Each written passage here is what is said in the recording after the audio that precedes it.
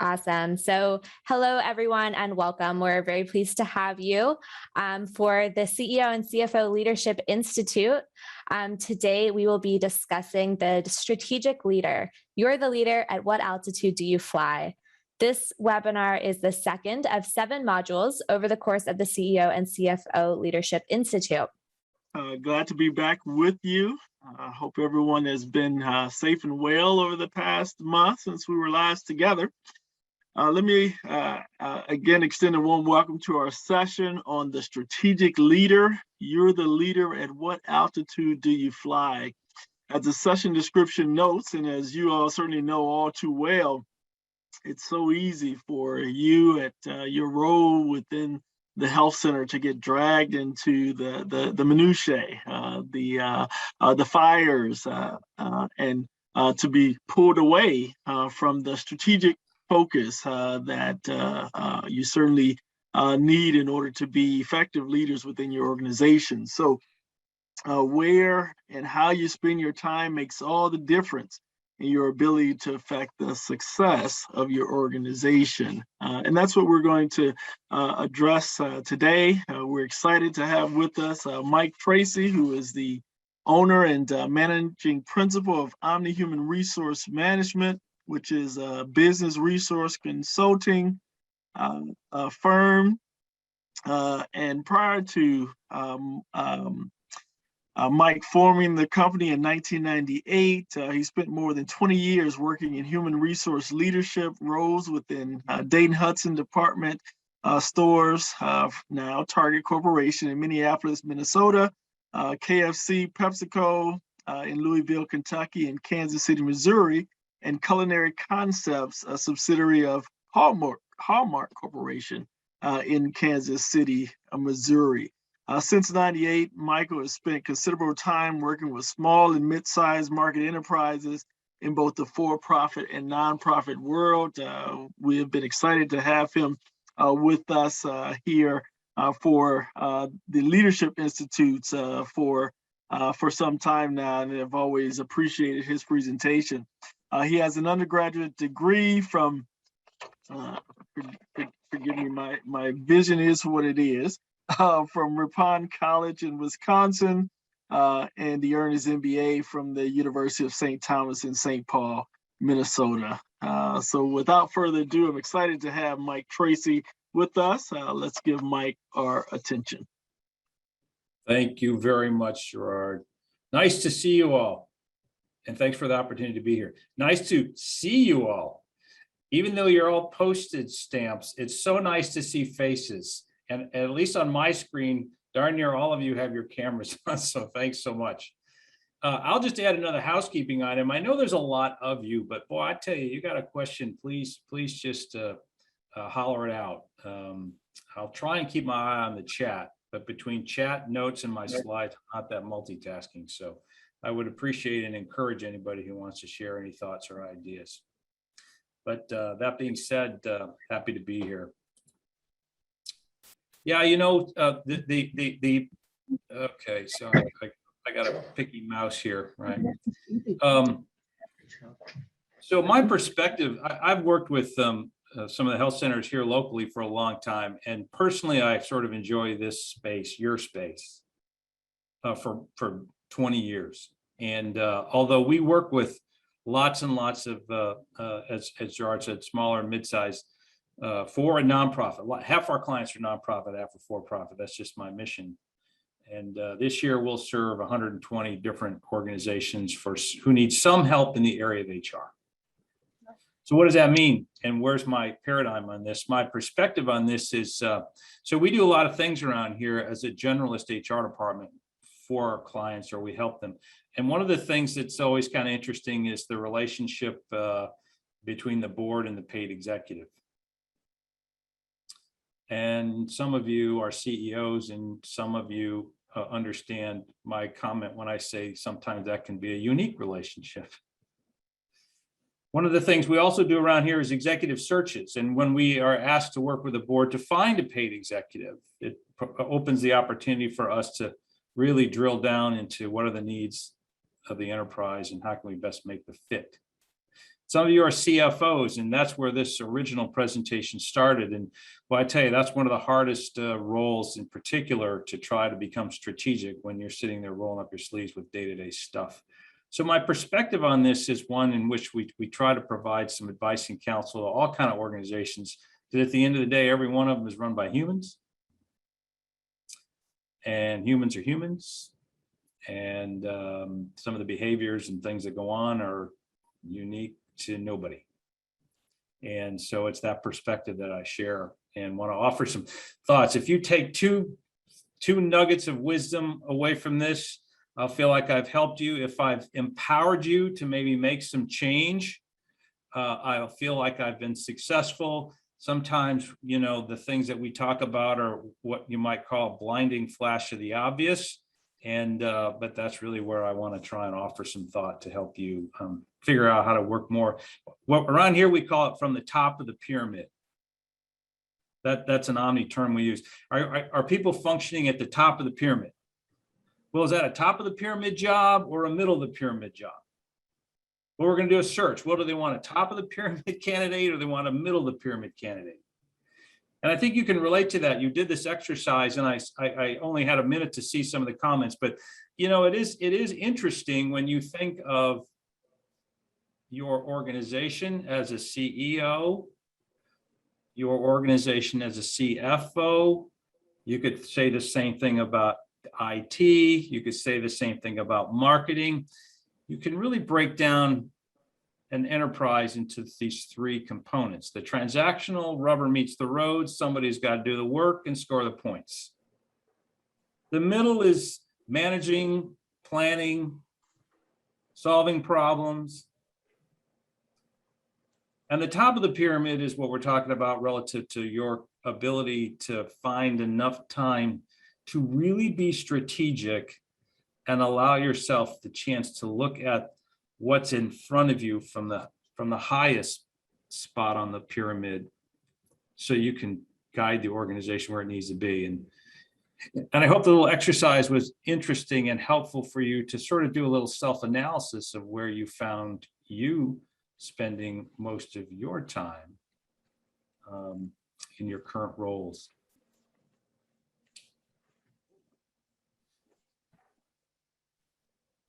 So these are some snippets out of job descriptions that we put together.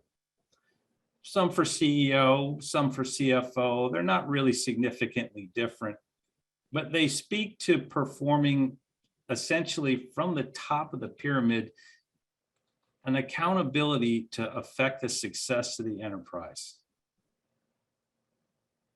Somebody has to ensure somebody develops and manages day-to-day systems. Ensure the leadership, the board is supported with accurate data analysis, decision support. Support new business development, top of the pyramid.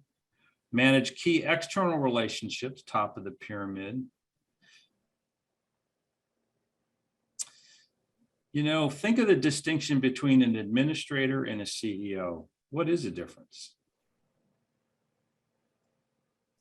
I think school systems and some enterprises are good examples to look at sometimes. An administrator tends to find themselves keeping the wheels on the bus, running the machine and making sure that things get done.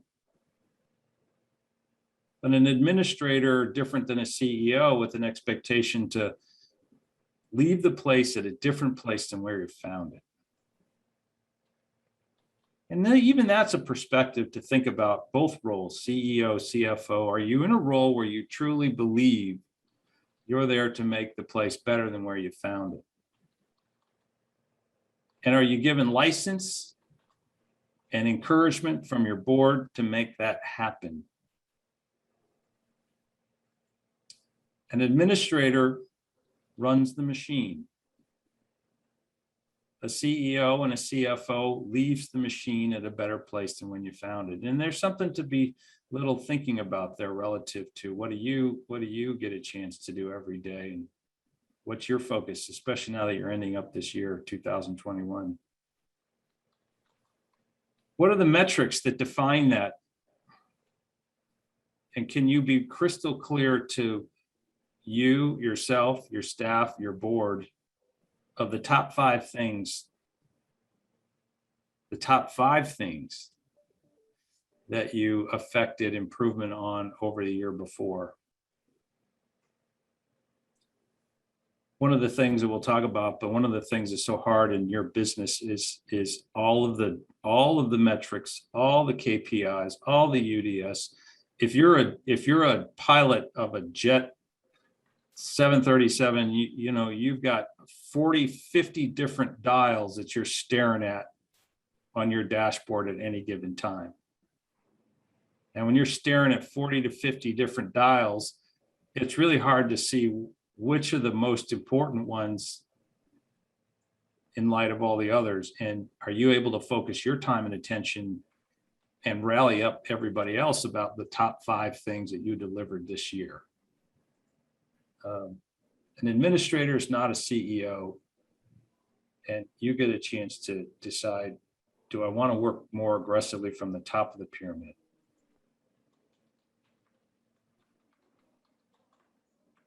One of the things that, oh, sorry, come on. I should let you do this, Olivia.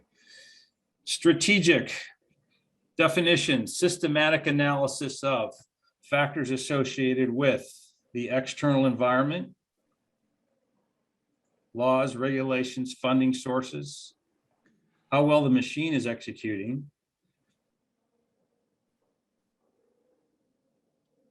are you able to provide best practices and ensure that your enterprise is functioning at a higher, more efficient and productive level than your competitors? You know, it's so hard to stay balanced on your skis. You know, if you're too far strategic, you're going to fall. You're going to lose sight of how well the rest of the organization is performing on a day-to-day basis. Is everybody balanced? Are we getting stuff done?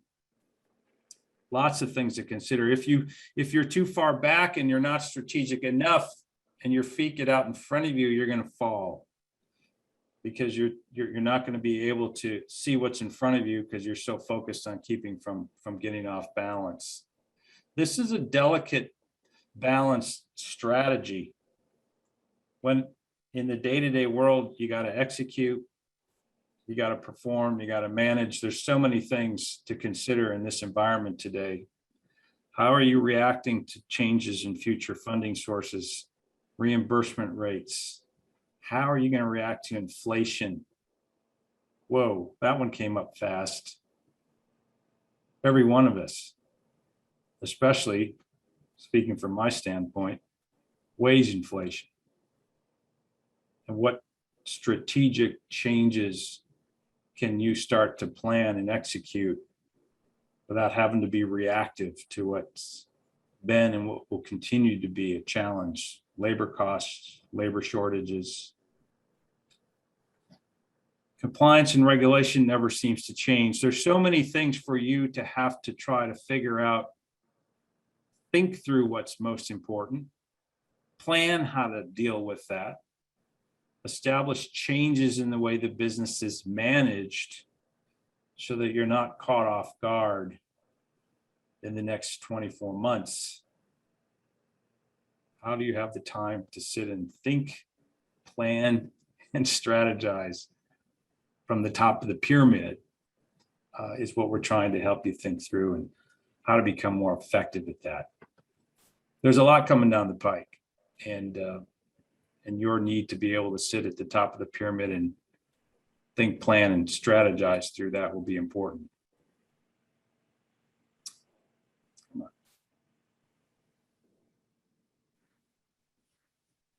Top of the pyramid. So this slide was originally with respect to the CFO program we did before, but it's not that dissimilar for you CEOs. One of the things that's interesting about top of the pyramid behaviors is, are you a top of the pyramid person?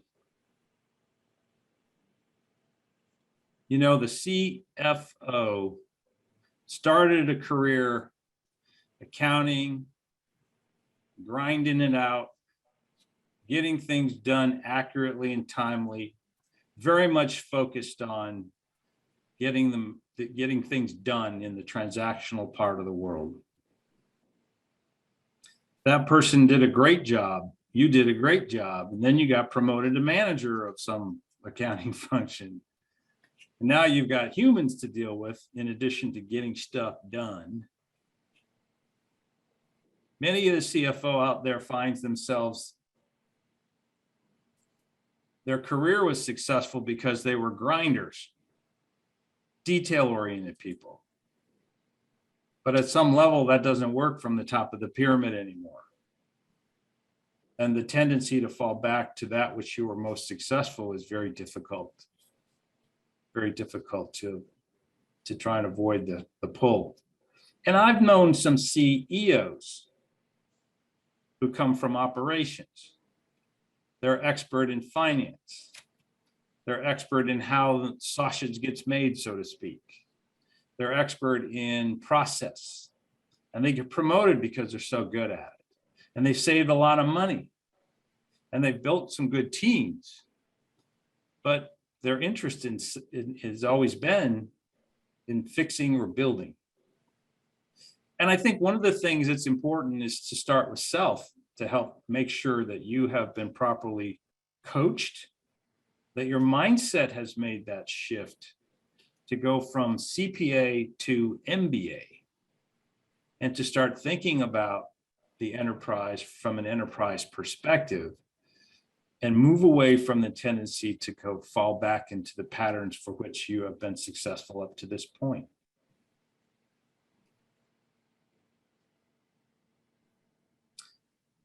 Understanding the business and KPIs that matter.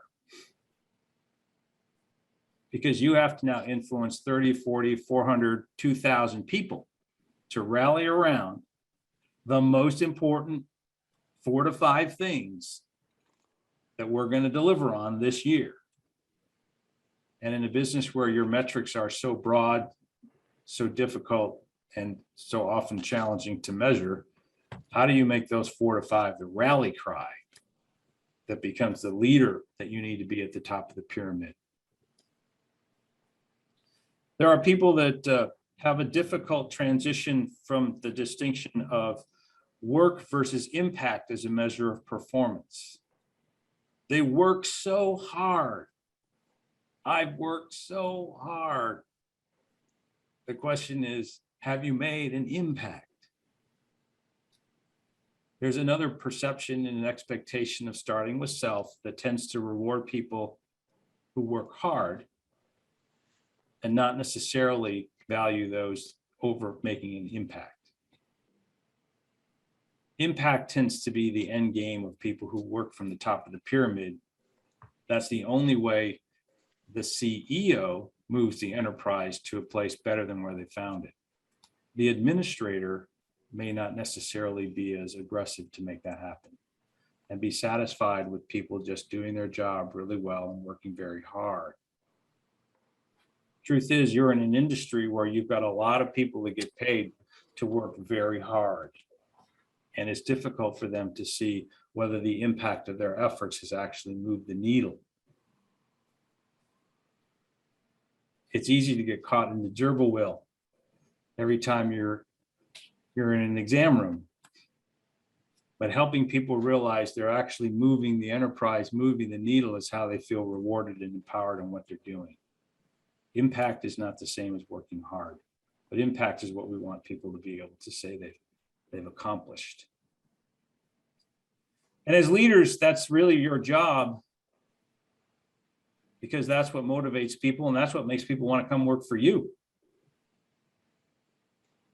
And in today's world especially, you may not be able to compete on pay, but you sure can compete on the ability for someone to come in and make an impact.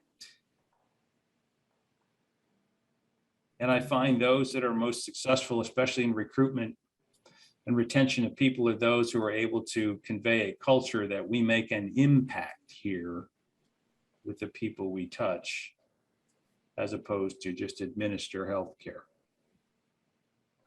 And sitting from the top of the pyramid for both the CEO and the CFOs, Those kinds of impact changes become very, very important to be able to compete, you know, very important to compete. We get asked that question all the time. It's the hot button right now for you and everybody else. Can't find workers, can't afford them, can't keep them. Oh my God. The solution isn't going to be in the transactional part. And quite honestly, it's not necessarily going to be in 50 cents an hour more. It will be a cultural phenomenon that is expressly driven from the top of the pyramid. And the way that you'll influence hearts and minds is the ability to affect the impact messages that you're making. I digress a little bit. It is the hot topic, and starting with self, you know, because I think you are the ones who are going to have to be able to find a way to perhaps change the nature of who you've been in order to be who you need to be. And the person, even at the middle of the pyramid, is a different person than is necessary at the top. And that transition is a tremendous one to make. Some might take more effort than others.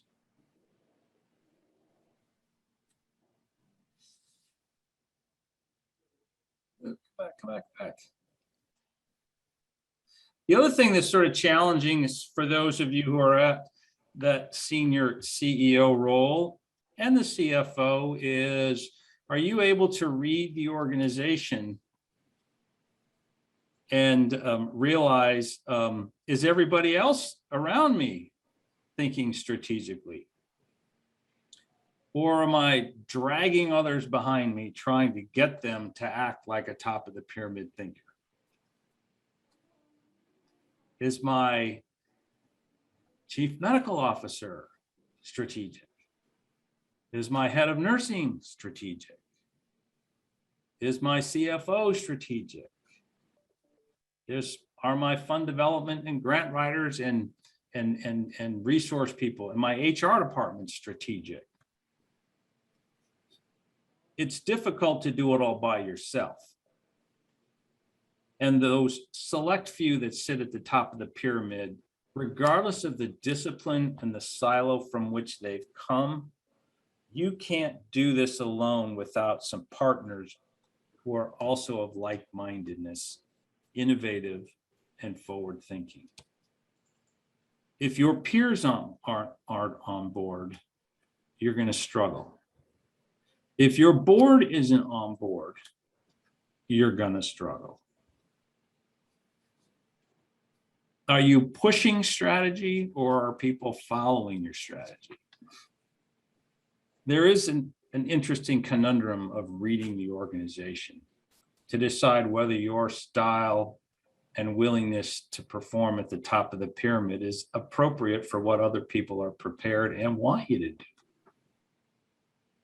There's nothing more frustrating than to see a top of the pyramid CEO for working for a board that expects nothing more than an administrator.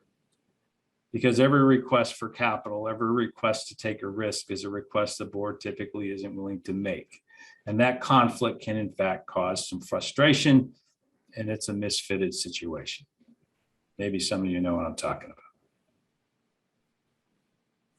This picture is designed to sort of offer an illustration of some of the things that I use the term organizational burnout, but this can also be applied to this misalignment of who's at the top of the pyramid. You know, one of the things that's always interesting is every community has its needs.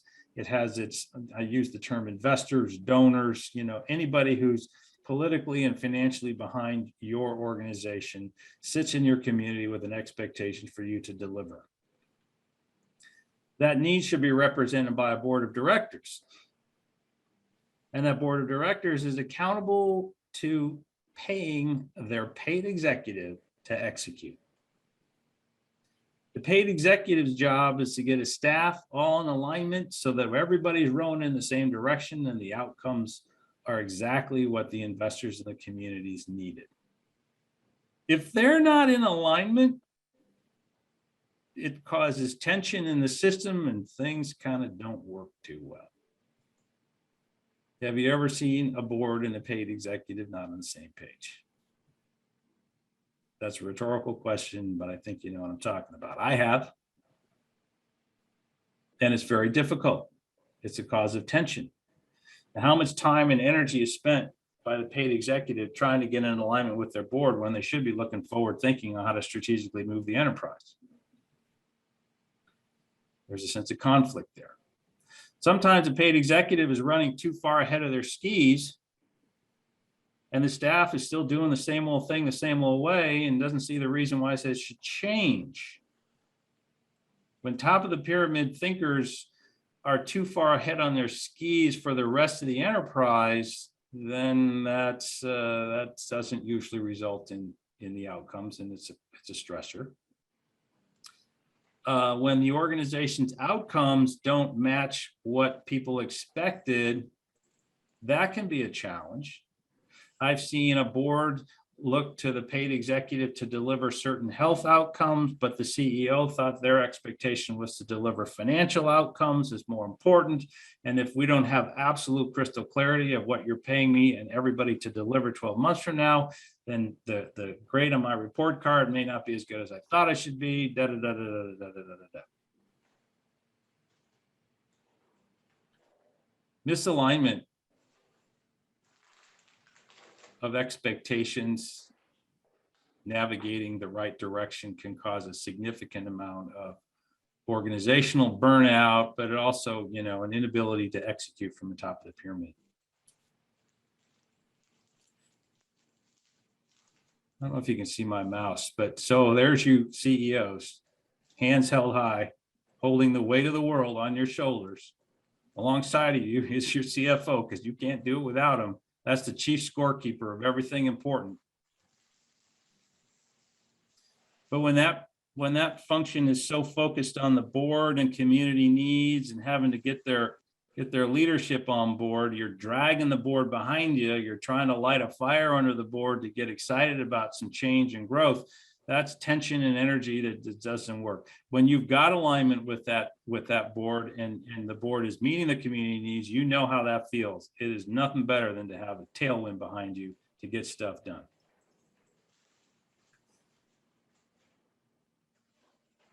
And when the rest of the enterprise, in the middle and the bottom parts of the triangle, are all in alignment and they're executing with the vision and the energy and the enthusiasm, and the outcomes are clearly measured. This cycle works so well when you've got everything in alignment. Top of the pyramid is about alignment of all these stakeholders. And when it works well, you have time to think, you have time to grow, you have time to adapt. And when it doesn't go well, your energy is spent slugging it out, trying to get everybody else in alignment. Oh, I'm sorry. Come back to me. Trying to get everybody else back into alignment. And it just doesn't want to work that well. Interesting exercise from the top of the pyramid is to do a little bit of organizational analysis and see whether or not there is alignment of the priorities and focus, and whether you have people that are supporting it or not. Top of the pyramid stuff. I often coach groups that paid executive. If you're not spending at least 40%, doggone it, sorry, 40% of your time externally focused, then you're probably not where you need to be. Because there's so many ways you can pave the road to a much more effective growth of your enterprise if you're able to be out ahead. I have a woman right now that I'm trying to help move into that top of the pyramid spot. She's promoted because she's a hell of an operator. I mean, a hell of an operator, responsible for 700 people, turnaround person, merger acquisition, put everything together. She loves it. I'll be damned if she wants to spend time with the political community, the legislative, but it's her time. I'm trying to help her become the mayor of her organization. She'll be a lot more effective making a bigger splash if she can become the mayor. Are you good with becoming the mayor? It's a good place for CEOs to be, and CFOs. So the role of paid executive, role of CFO is alignment, alignment, alignment, alignment. And when you've got teams that are aligned, you've got this machine working in the harmony that it's supposed to be. And if you don't, then you have to do something about it.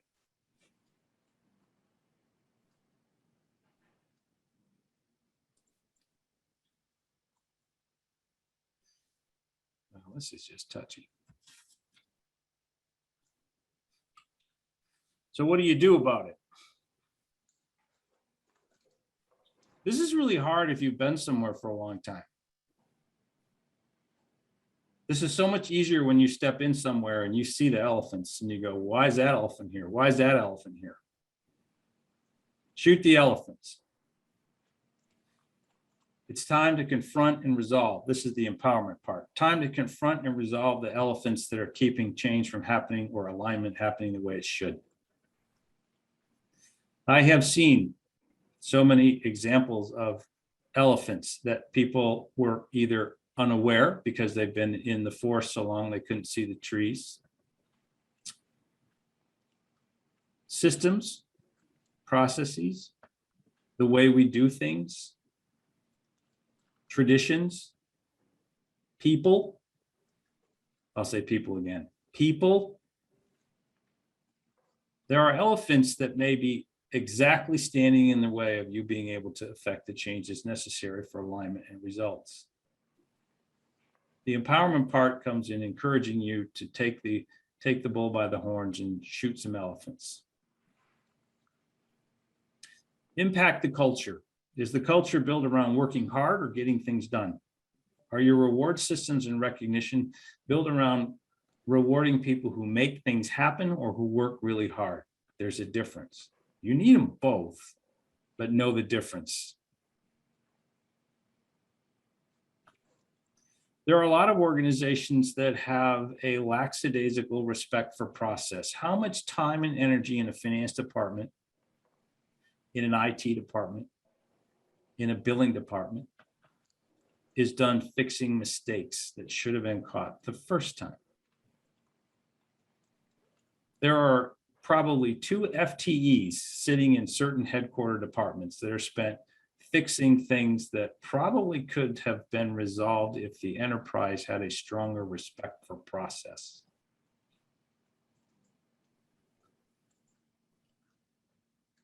A great way to shoot elephants is to ask other people, do you have the same elephants and how did you take care of it? Networking with others in the field, which I know you all do so well, these workshops, and NAC does a great job in your field, giving you the forum to not only just meet people as postage stamps on a Zoom meeting, but to learn how to pick up the phone or meet somebody and start to ask for ideas that other people have done to resolve the elephants that they have in their organizations. And there's no better, I don't know very many groups that do it as well as the NAC and the community health centers.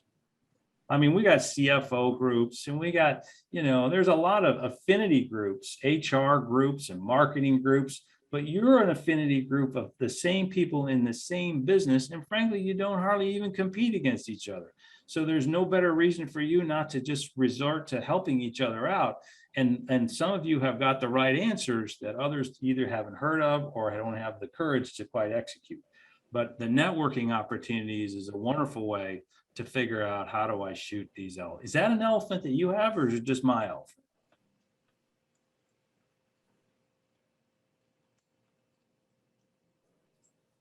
Another elephant that I often see is people not taking risks by hiring the talent that they need.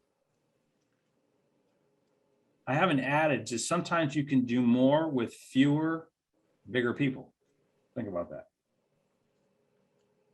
What do I pay my clinic managers? How much headache do I have with my clinic managers? I can't afford a lot of money for my clinic managers. Sometimes there's creative ways to think about how to do more with fewer, bigger people. You don't even need to add salaries and wages. On the flip side, you either think of hiring somebody as an expense, which we mostly often do, doesn't fit the budget. How often do you think of hiring somebody as an investment? With the same thinking that you put into dropping in a new clinic management system or going to the cloud. When you make those investments, you expect a return on that investment. I would like to encourage you with the nugget of thought that humans are the same thing. There are humans that are investments that will bring something new, something different, something creative, and have proven they can do it. And is it worth you paying to get them in the house? People can be an expense, but good hiring makes people an investment. And I strongly encourage all top of the pyramid thinkers to relook at traditional roles, traditional org structures, and think from the top of the pyramid about how we re-engineer our salaries and wages, how we do things, how many layers, who makes decisions, how many layers have to approve a decision, and push decision-making into the enterprise where it belongs so that you don't have to have processes that involve too much other work. People are investments, they're not just expense. Lead the organization, don't just drive it. If you're pushing change, you'll probably run across a little bit more challenge than if you're providing an opportunity to lead change. Now that sounds cliche, but it's true. And sometimes you just get tired of pushing. This is a CFO conundrum. One of the slides said, is my finance department the department of no? Can I? No. Can I spend? No. It's like HR. No. At some point, you're the department of no. 1, it's not fun. 2, it's not innovative. 3, it doesn't encourage creative thought and change. And 4, you're not looking at things like an investment. When you start opening up possibilities and getting people to think and do things, you know, frankly, it has a lot better outcome.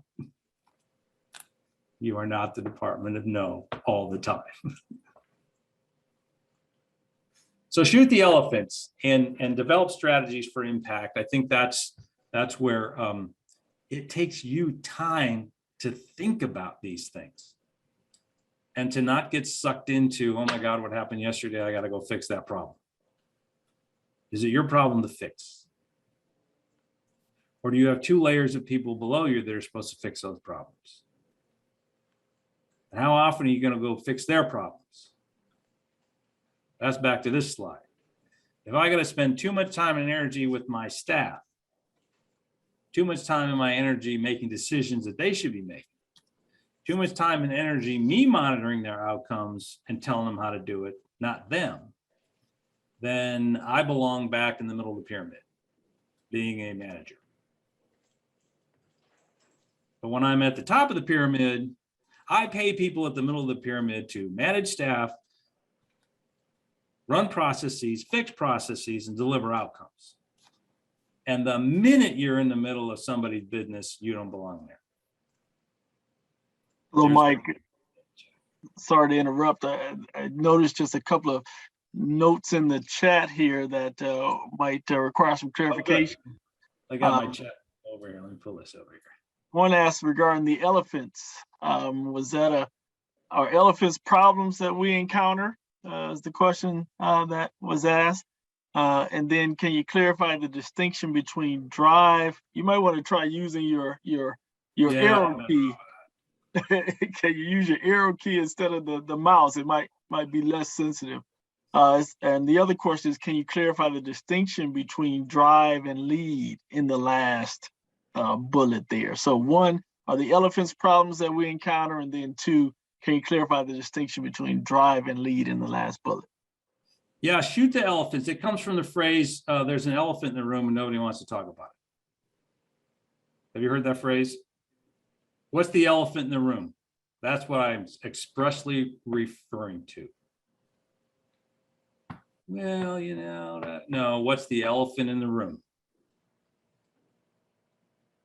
And shoot the elephants means own it, confront it, do something about it. I'd say sacred cows, but that's not actually true, because I never liked that phrase. It, to me, is especially in the HR business, the truth of it is there's an elephant in the room that says, frankly, so-and-so, frankly, is not that good, never has been that good, and I don't know why the hell they're still here. Well, they've been here for 30 years. I don't care. It's an elephant. Do something about it. You don't have to necessarily get rid of it, but if you don't confront it and change it, then nothing's going to change. So that's the metaphor that I use for elephant in the room, and that is the thing for which people don't want to talk about because they just don't, whatever reason. Driving and leading. I guess I can drive the cattle to the slaughterhouse, or I can lead the cattle to the slaughterhouse. I think driving is pushing, and pushing is exhausting. It's exhausting. And if you find yourself tired of pushing and driving, it's because you have people in the middle of the pyramid in your organization for which, for some reason, they can't seem to just do this for you. Their job is to drive, to be honest. Their job is to drive. Your job is to lead. And so there is a fundamental energy equivalency of driving equals sucking energy. And I have watched CFOs exhaust themselves. They try and drive their board. They try and drive their staff. No one does what they say. It's exhausting. You're in an enterprise job at the top of the pyramid. You only get things done through other human beings.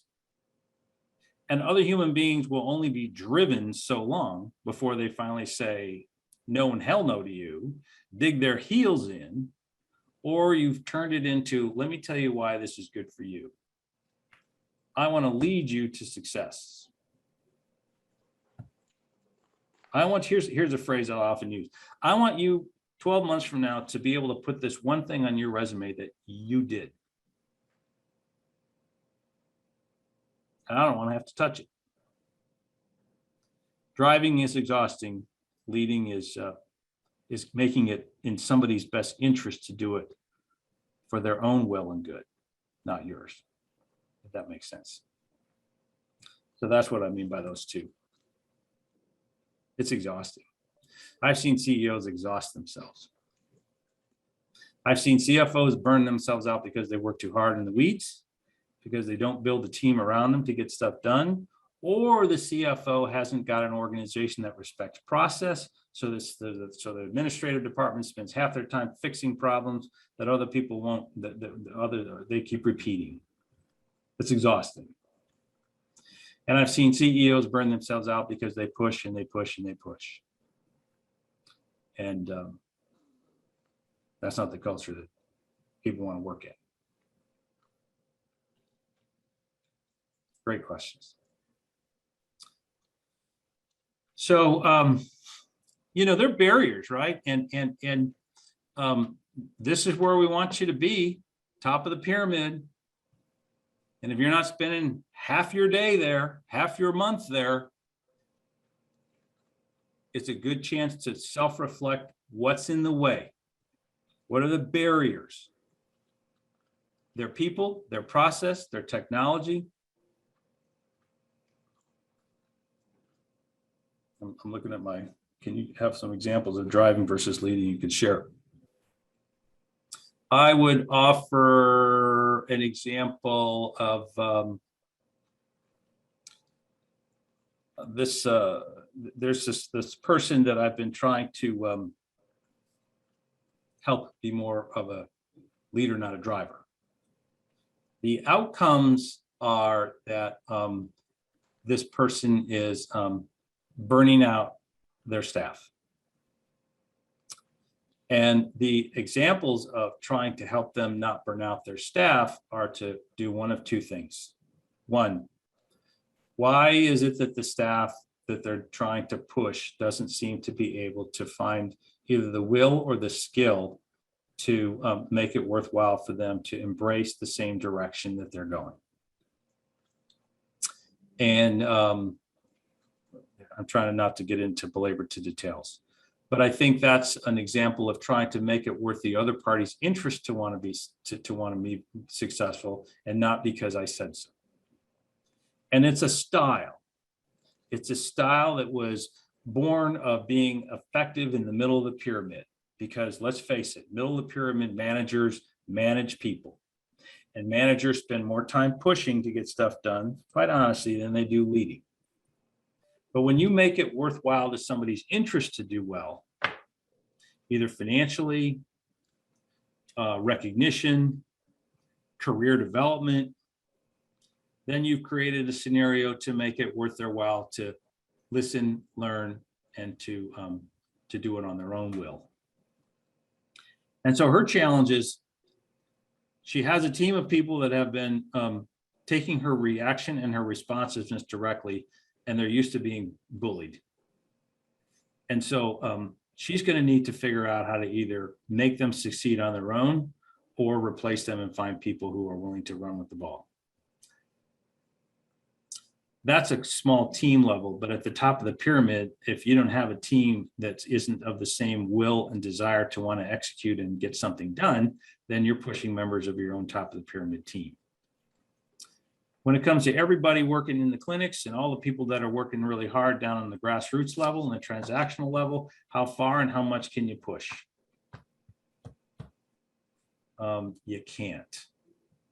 And the leader has to get out of the office, go in the front lines, and start being empathetic, start being thankful, start being personally appreciative, and figure out means and ways to make it worth their while for people to come in and work 60 hours a week.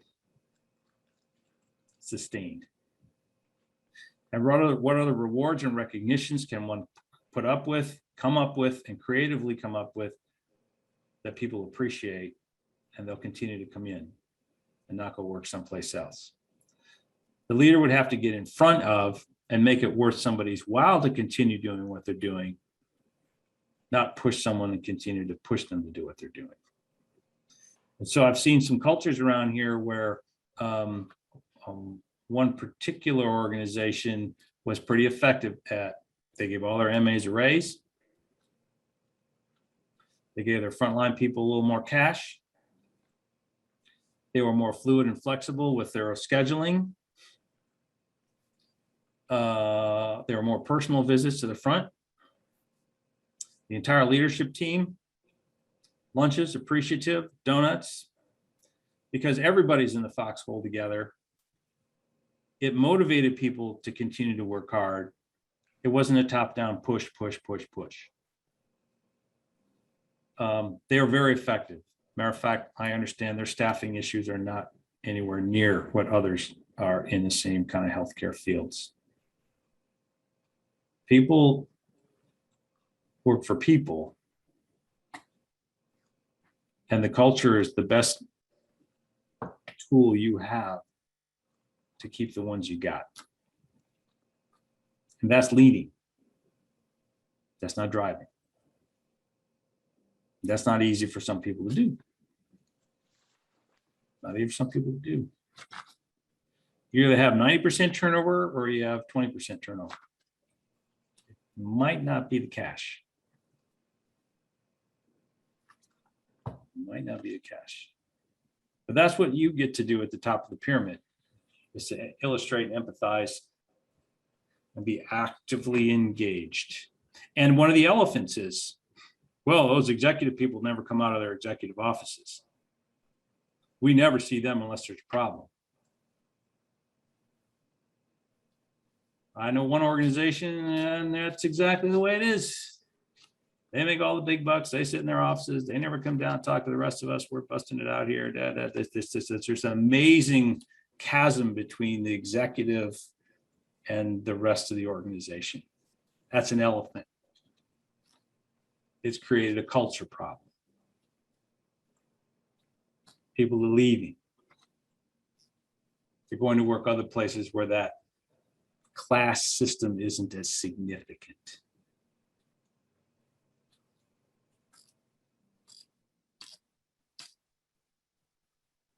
It may seem subtle. Well, I'm pretty good. I'm a good guy. I'm a good woman. Well, I don't know. I mean, it's really worthy of some self analysis on that. But that gets to one of the barriers is self. Well, I'm too busy. I don't have time to get on. Make a choice. It's not easy. So this is so obvious, and it's so hard to figure out what are the barriers to allowing me, you, to truly function in a transformational strategic perspective. When you look at the pile of things in your desk right now, all the meetings you got scheduled for the rest of the week, and all the stuff you got to do that maybe belongs to other people, even at the middle level, and not on your desk. But if you're not aggressive trying to figure that out, then it's difficult. And it's easy to say if you're an enterprise of 700 people and you've got an executive team and you got smart, this is really hard to do if you're sitting there at a clinic of 75 people. But you keep trying. You keep trying. So what are the barriers?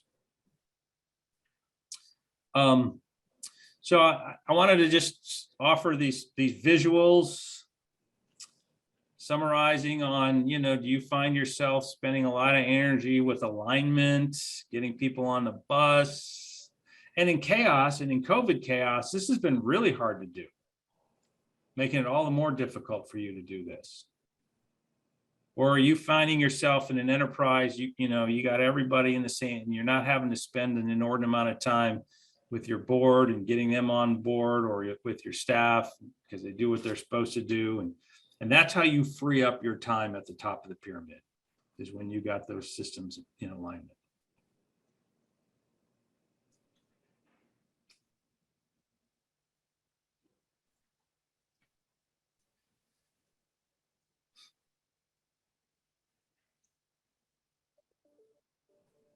Now, normally we've had a chance for people to type in or offer some insight on barriers to strategy. I think Gerard's going to do that here in this next section. But one of the things that we'd find valuable in this is, okay, so this guy's talked about these things, these elephants, this alignment stuff, top of the pyramid. But some of you have succeeded very well in figuring out ways that maybe you could share with some of your peers here today. And so I think that's what's going to happen next, is an opportunity for you. I don't know if it's subgroups or how you're going to do it, but that becomes a very valuable opportunity for you to get some ideas of things that might be in your way. But it's not easy. But if you don't wake up tomorrow and decide, what am I going to do differently, then nothing will change. And your success and your fun is spending more time moving the machine, moving the enterprise forward from the top of the pyramid, and not just slugging it out. All right, there's my time. Thank you very much. Thank you very much, Mike. Now I moved my chat over. If anybody else had any more chat questions, I had it too far over there. I couldn't see it. Yeah, let's go back to that previous slide, Mike, if you don't mind, because we are going to invite one of our mentors momentarily to share some perspectives and insights on how we might apply this. But we do have some time for folks to respond to this question of what's worked for you in terms of sort of how you've overcome barriers to being more strategic.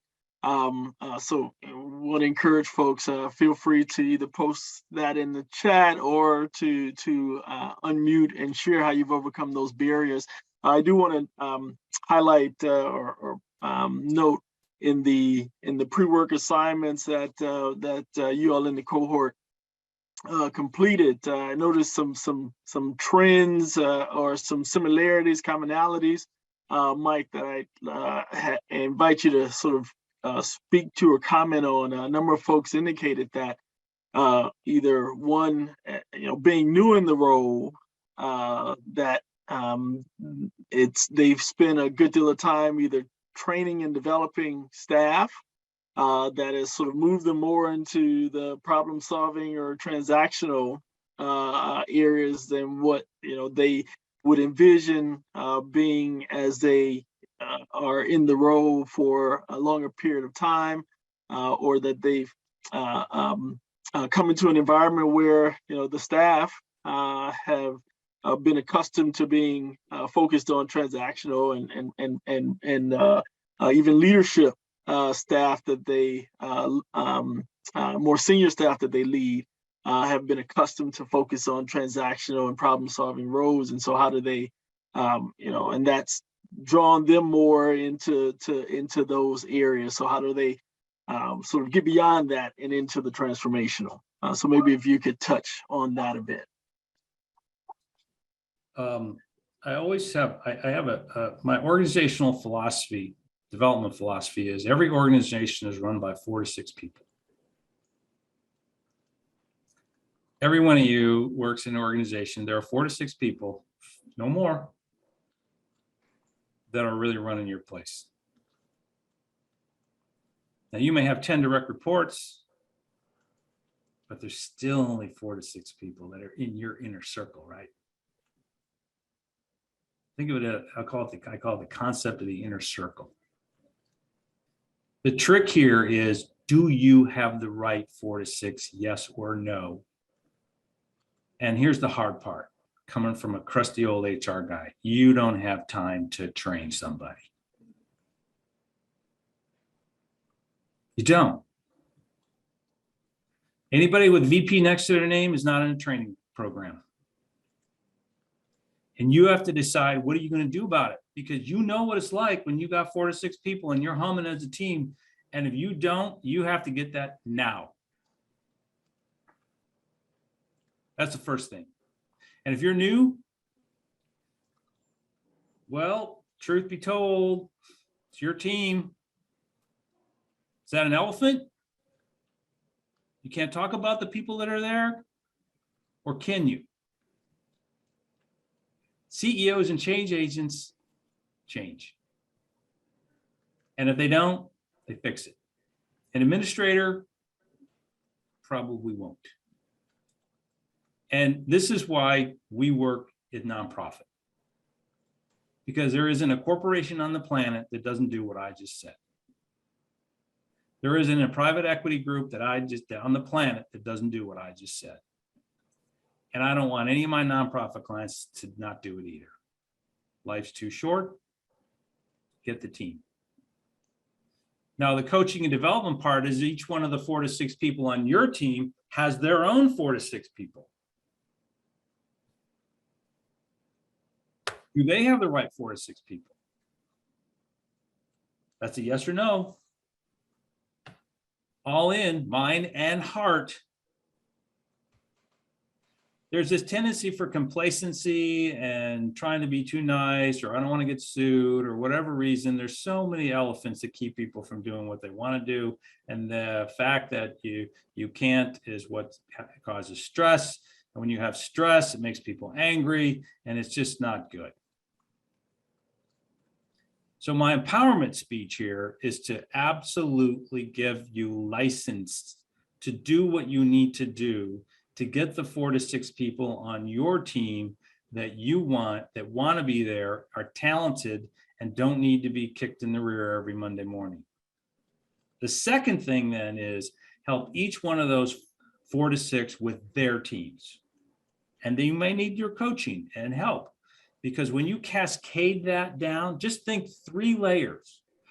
Just think of 1 layer into the problem solving part of the pyramid. If you had the right department heads who were empowered, who you trusted to make people decisions, who knew how to hire people, who knew how to deal with people that aren't happy, who knew how to solve problems, they're not floating any of that stuff up to you because you're paying them to get it done. So I'm very aggressive, if you can't tell, because people is the common denominator in what you do in every business on the planet. There's just this tendency in some industries to not be as confrontational about it. And I really want to encourage you to have the empowerment to do what you need to do to get the 4 to 6 people. And once you've done that, you create a pattern and you create a rhythm here. And we're not talking about being mean and ornery and angry and evil and all kind of stuff. We're just being honest. And I think if you can start with the right and your team, you'll be amazed what your business will look like. People come in and say, "Can you help with culture, Mike?" Culture is the top 4 to 6 people. There's your culture right there. And if you don't have it together, then it ain't gonna happen. So I didn't have a chance to really read a lot of this because there's a lot of great comments, but I will say, in my experience with enterprises of all shapes and sizes, that the theory of the concept of the inner circle, the 4 to 6, is usually the smartest place to start taking control of the world around you and not being controlled by the world around you. Say that one more time. People at the top of the pyramid control the team and the world around them. They are not controlled by the world and the team around. Thank you, Mike. Appreciate that. One other question, and again, want to encourage the cohort to sort of post in the chat or be prepared to share what's worked for you in terms of being able to overcome barriers to being strategic. The other question for you here is what is the balance? That is there a balance in each of these 3 areas, or that a CEO or CFO ought reasonably to aim for in each of these areas? Gerard, this is Dan Otero. Can I jump in? Sure, jump in, Dan. All right. Well, good afternoon, everyone. And Mike, thanks for the presentation. Anytime I think any of us, and by the way, Dan Otero from Hidalgo Medical Services here in New Mexico, CEO. I've been here in my role for about 6 years, and every time, this discussion about working from the top of the pyramid is always intriguing and always makes us reflect on some of these barriers that you've been talking about. And I guess, my personal thought is, you're only as good as your team, like the old saying goes. And when you were talking about, not getting in the weeds too much and making sure that we have executives that can deliver on their role, obviously that is spot on, but much, much harder to do than to be said, of course. And, I always like to tie it back for myself on outcomes. And I work really hard. Did you lose me, Gerard? I can hear you. Yeah, we can Okay. see you. Yeah. Yeah, I had some kind of prompt come up about my audio. I always come back to outcomes, and I always try to work with my executive leaders to say, what are the 50,000-foot outcomes that you were hired to deliver on, and truly map those out and make sure that they're operationally defined so they know what the targets that they're shooting for, and then of course making sure that they're aligned with the organizational goals that are developed with the board, and the strategic planning side. And then attempt to get out of their way. And I say attempt because I personally find more often than not, they have a hard time, just like I do, we all do, have a hard time executing and achieving those goals. And so when you talk about, use the analogy of the elephant, get the elephant out of the way because it's holding you up from your progress. Obviously, especially in our environment right now, compassion is needed more than ever, and that includes compassion for our coworkers and our staff.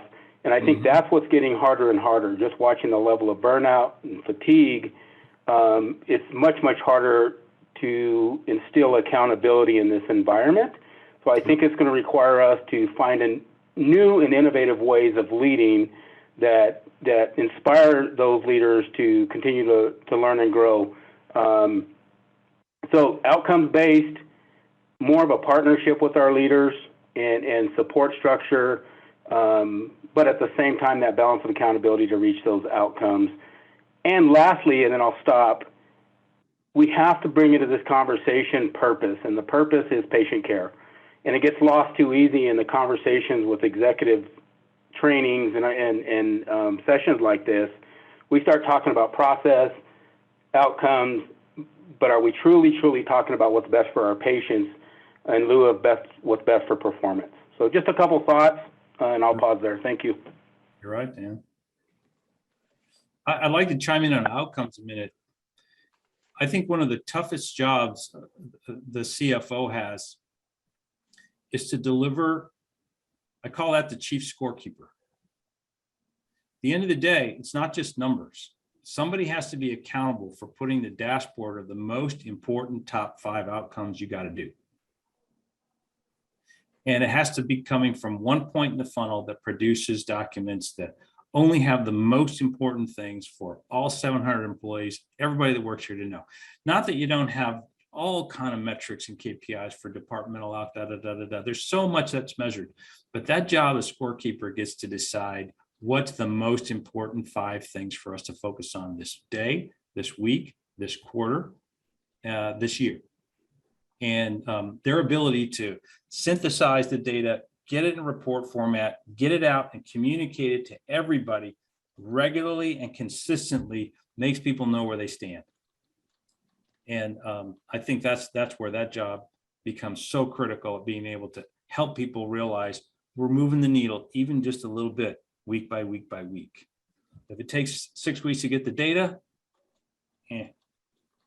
that's 6 weeks wasted. Critical job, chief scorekeeper. Make sure everybody knows how well they're on track.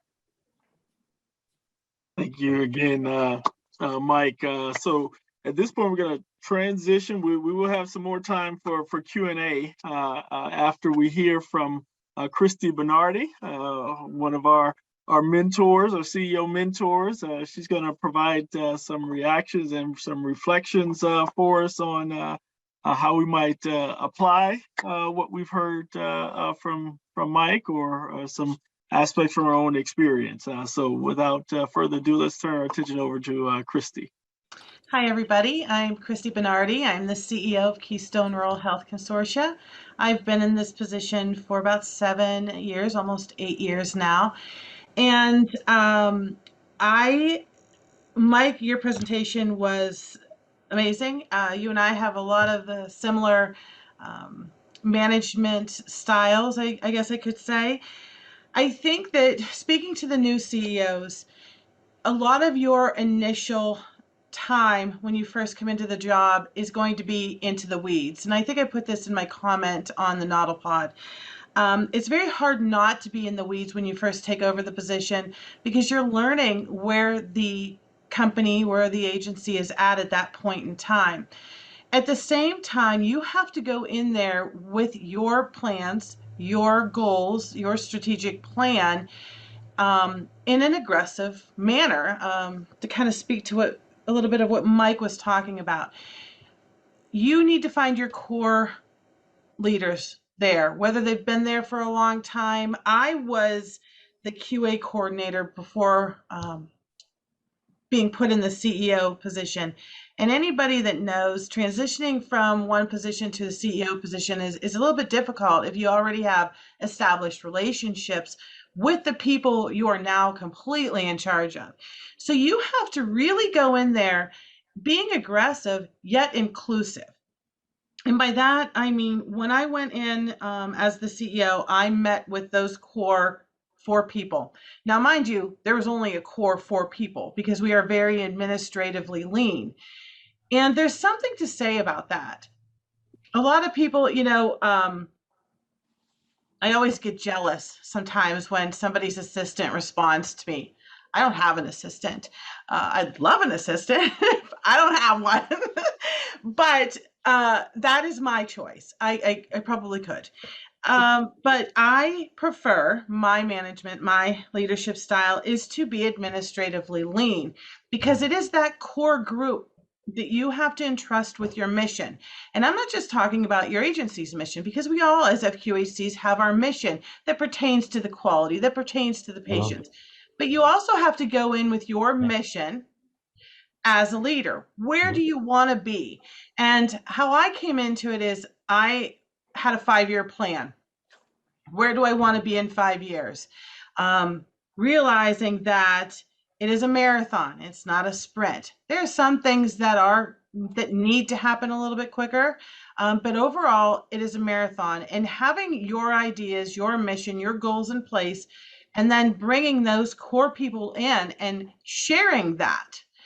And the key to where I ended up finding success was making everybody feel vested in our mission as a whole, as a company, like I said, as the company mission, but as our mission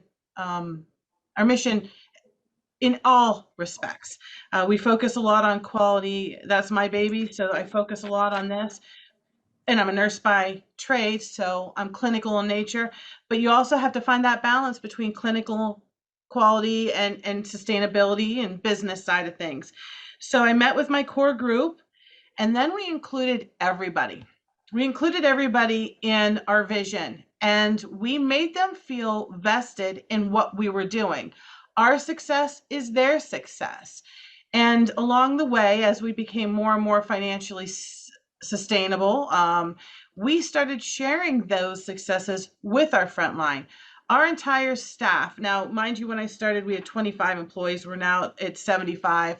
So we are quite bigger, and it makes things a little bit more difficult. We function a lot via Teams, which is great. We make everybody be on camera, though, so they can really be present when we talk. But we found that, and I say we because it is not just me, it is my management team. We found that making employees feel like they are fully vested in what we are doing, not just accountable for their own positions, but fully vested and sharing our successes, whether that be by bonuses or catered lunches, etc. They respond and perform better. That takes time. I will be honest with everybody. I think I cried every night for the first year I was the CEO.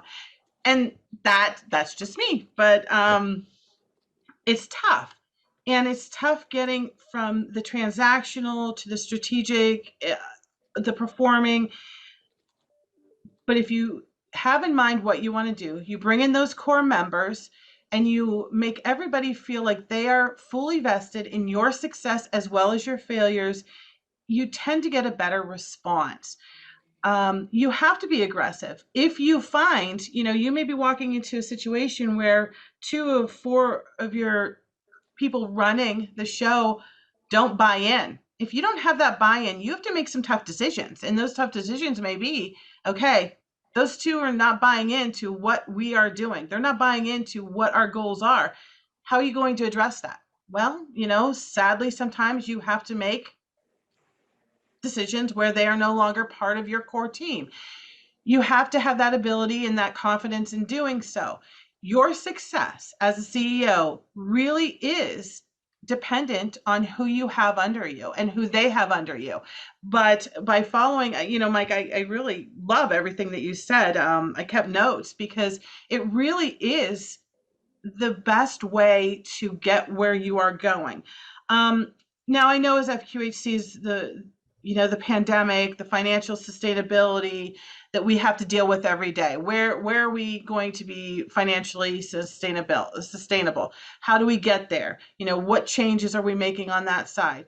But you cannot just focus on that. You will not be financially stable. You will not be able to sustain if you do not have the staff to help you get there. You have to not just invest in productivity, revenue, value-based payment models, where you're going to get your next batch of money from. You also have to invest in those people that are going to get you there, which is your staff.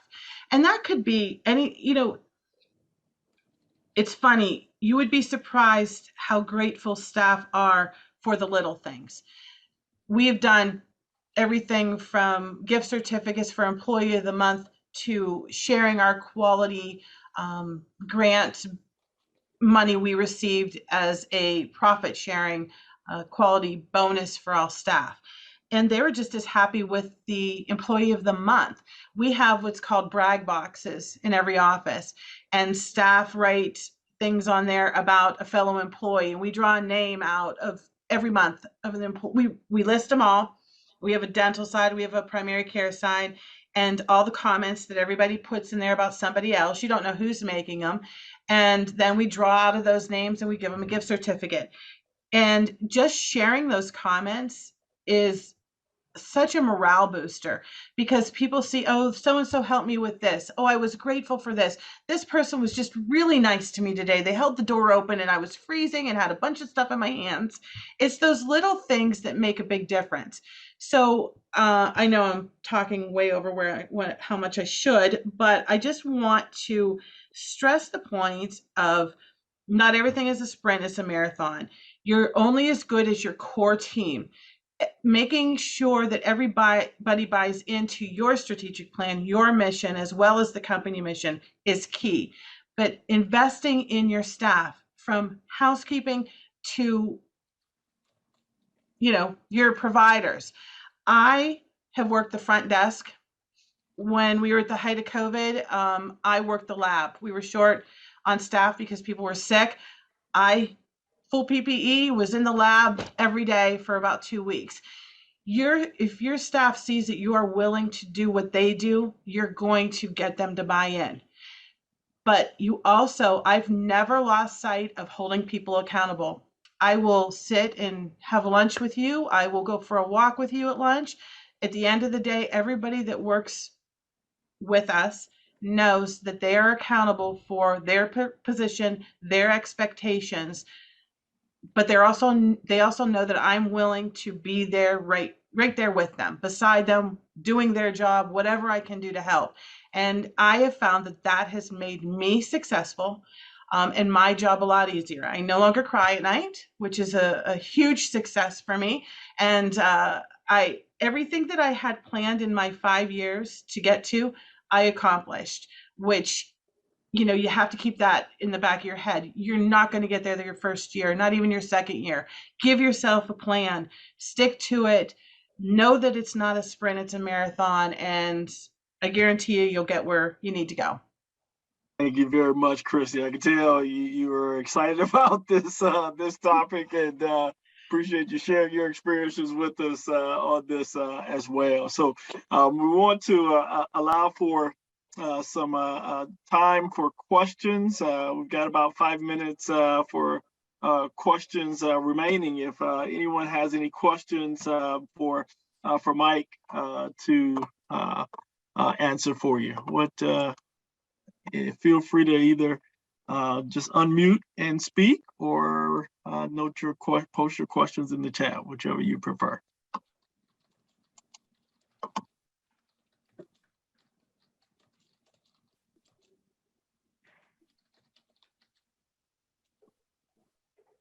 And I know this group isn't shy, so. Well, Yeah. wow. Go ahead. I had an elephant for y'all. Hiring. How many of you have a hiring process that says, well, apply online. Our HR people will go through applications. We'll call you to set up an interview. We'll tell you when you can come in and talk to somebody. We'll see you, and then we'll send you off to another interview. And by the time 4 days goes by, they've already got a job. Every McDonald's manager hires and fires all their own people. Do you have clinic managers that you trust that if a candidate walked in the door today, they could take 15 minutes, do a screen interview, fall in love, tell a candidate, I really want you, and make a hire in 48 hours? Guerrilla hiring. If you don't have people you can trust at those levels, maybe you need fewer, bigger people. Not that I don't like HR departments, but they can be a big fat elephant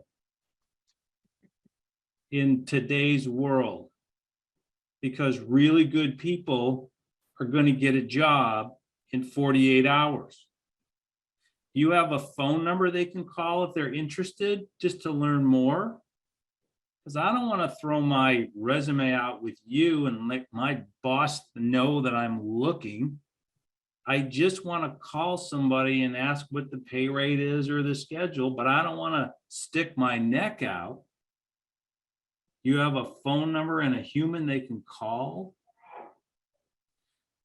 You're dealing with hiring to the worst degree. I call it guerrilla recruiting. No stops. Everybody's a recruiter. Blow up the elephant process. Align the best thinkers you got and go get people. There's an elephant for you. See if that might fit into your creativity. I think Graciela said, without background checks in California? Are you serious? Well, it's called a contingency offer, right? And it's called a contingency offer. I'm offering you the job. Here's the rate. It's contingent upon. We got to get these things done. But what I'm saying is we tend to rely on a traditional methodical process that absolutely is painful. And in your world, as needing as you are for good talent, you should have reward systems for referrals. You should make this thing happen quick. You should have somebody that can answer questions without having to have somebody commit because maybe they're not ready to commit. That's called a passive job seeker. And just think out of the box. That's what hospitality's doing. That's what lots of businesses are doing. And I offer you that's an elephant you might be able to take on in your place to get in front of this hiring thing. Thank you very much, Mike. Thank you so much. We appreciate you sharing these insights with us today. I certainly took away here the importance of alignment, that the top of the pyramid is about alignment. So appreciate you highlighting those points for us. Olivia, if we could just in the next, if you could pull the slides back up just in the next minute, just want to extend some reminders to folks about what's coming up. Just as a reminder, we're getting ready certainly to go into the holidays. So we'll look forward to being back together again in the new year. January 11th, we'll be back for Managing the Bottom Line, which is going to be facilitated by Kurt Degenfelder. The pre-work activity is in Nanopod, and so we'll ask you to, we understand you guys may not get back into the office until the 4th, so if you need a little into the 3rd or so if you need a little longer to get the respond to the pre-work activities, then a couple of days more is fine on that. We'll pull those and share them with Kurt at the end of that first week of January. So we ask that you complete at least that pre-work activity by Friday of that week. And then also, all of you should have received your calendar invitations for each of the remaining sessions, with the exception of the closing in-person session, which we are looking to move from February 18th, as we've noted, because of when UDS reporting is due into the early part of May, after the last faculty-led session happens in mid-April. So expect to hear more about those specific dates shortly. Hopefully I'll know more about that in the coming days, about specific date and location for you. We'll be continue to be in the Washington, D.C. area, but we're looking at, I believe, early May for that in-person closing session for you folks. So we'll look to hear more about that. You have the link to the evaluation for today's session here under next steps. Please click on it, copy and paste it, complete that. We appreciate hearing your perspective and feedback. It helps us to be able to continue to strengthen these sessions for you going forward. Your mentors have likely contacted you to meet at some point over the course of the remainder of this month. Please participate in your mentor group meeting, get to meet the folks who are in your mentor group. Will be working together on the closeout session together, so look out for that.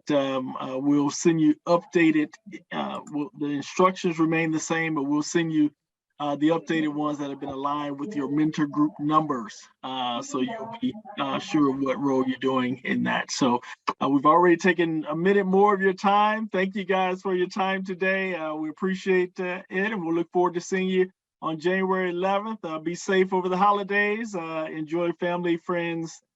Thank you guys. Take care, everybody.